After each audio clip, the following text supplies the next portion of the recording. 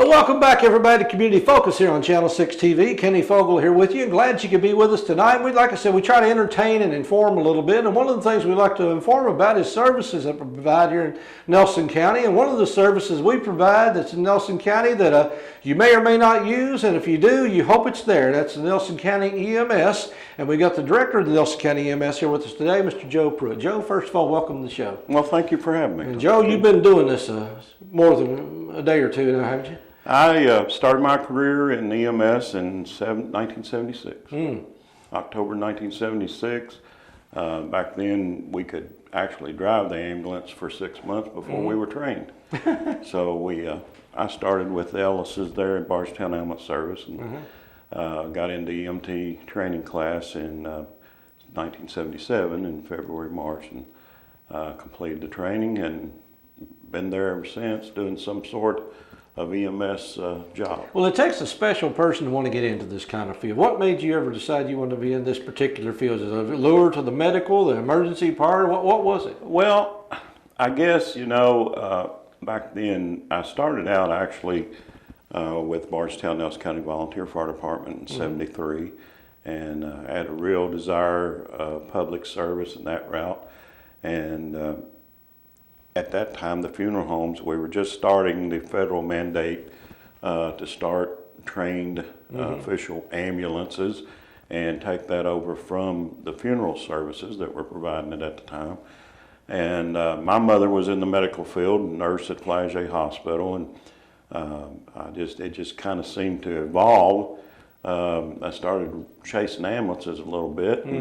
And kind of liked the crews that got trained and were working that, and the provider, Mr. and Miss Ellis, were just super people, caring people, and just kind of led into that part-time. Well, prior to the EMS concept coming in, I mean, basically, like you said, the funeral homes were the ambulance, but was anybody providing medical care in the back of the ambulance, or they were just trying to rush them to the hospital as fast as they could? Yeah, and fortunately, the funeral directors of that time, Mr. Prophet was a big one, and they did provide that service, but they were really a one-person show. I mean, if there was an accident, and most of the time that's what they were used for, traffic accidents, and they would respond.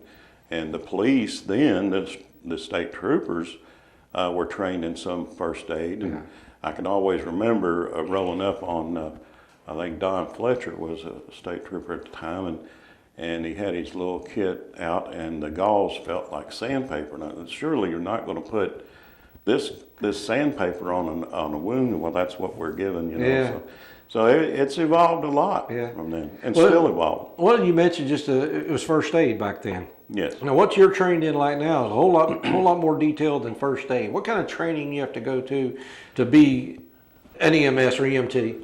EMT requires 140 hours of training, both textbook and skills. Normally, that's done over a 6-month period. Now, we just did, I guess, what you would call a crash course for the fire department, and we put 10 firemen and one sheriff deputy through a 6-week crash course. And we were able to do that because of the technology. They were able to do a lot of their training online. And that would normally take about 6 to 8 months for the average person. And, I'm happy to say that all 10 of those folks have passed their national test and have gotten their certifications through. Now, they don't necessarily work for the EMS. They actually work for the fire department. Those are firemen that work for the fire department. Some of them, I hope, will come over to EMS and do some part-time work. But a lot of times, if they get there before you do, they're able now to do some official medical care, and that's what they want to do within the limits. We have some other Boston Fire Department, New Hope Fire Department. They also are medical response agencies, and they are knocked out on medical emergencies. But when we started basically in '77, I mean, it was a dressed up first aid class. I mean, we were trained in CPR and bandaging and mobilization, but today, hospital on wheels. That's exactly right. We have somewhere in the neighborhood of $60,000 worth of equipment in the back of the truck. from defibrillators and cardiac machines to respirators. So we've gone from the basic EMT to a paramedic level of care, where we are trained in advanced level of care. We can, give drugs, pain medications, everything that you may get in the ER on initial entrance, you'll get on the scene of your. Well, that's one of the things you hear people say all the time. They say, why'd they call the EMS? Just get in the car yourself or put somebody in the car yourself and take them to the hospital. But those first few minutes are critically important. And basically, when the EMS arrives, the hospital's there. Exactly. You have a rolling emergency room.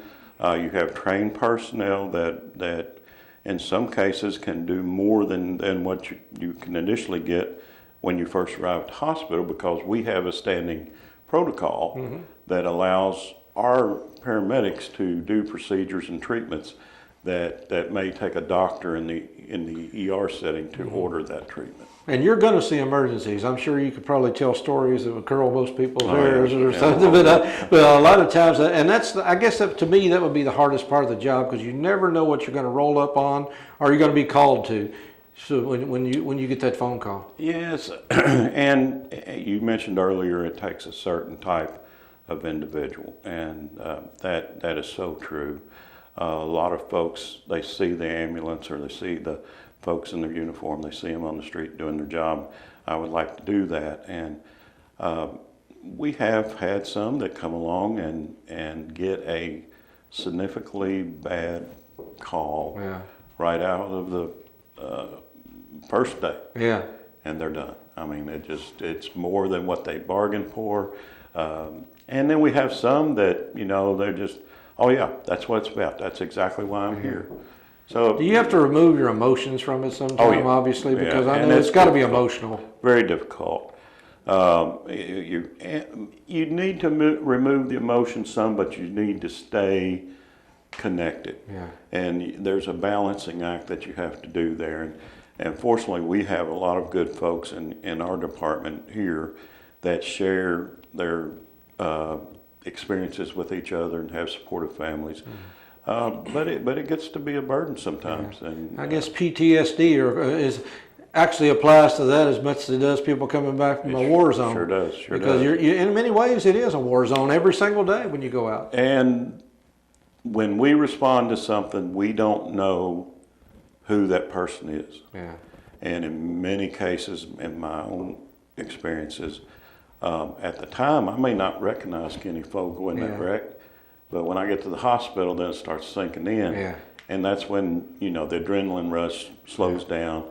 And did I do everything that I could for Kenny Fogle? Well, see, that's the thing about it. You live in here in Nelson County, you've been here most all your life. I mean, a lot of people, right. So there's a good chance you're going to roll up on somebody you do know. Many times. So, well, and going back to what we originally talked about, I mean, the ambulances showed up primarily to wrecks, but years ago. But now it's much more than that. I mean, you're getting called to the nursing homes. You're getting called from to hospitals on occasion. So you never know where your next call is going to come from. Again, I think the sheer knowing that it's available, knowing that the service is available, has increased our business threefold over the past 12, 15 years. Well, speaking of how many runs do you do on a typical basis, monthly or yearly basis? Right. Well, we finished up the year with 6,650 runs. So, but I'll give you a good example. Monday, we had 33 runs. Oh my God. So 33 calls in one day. You have 4 trucks on during the day, 3 trucks on at night. Yeah. And then you mentioned Flagey. We do a number of daily transfers from the hospital.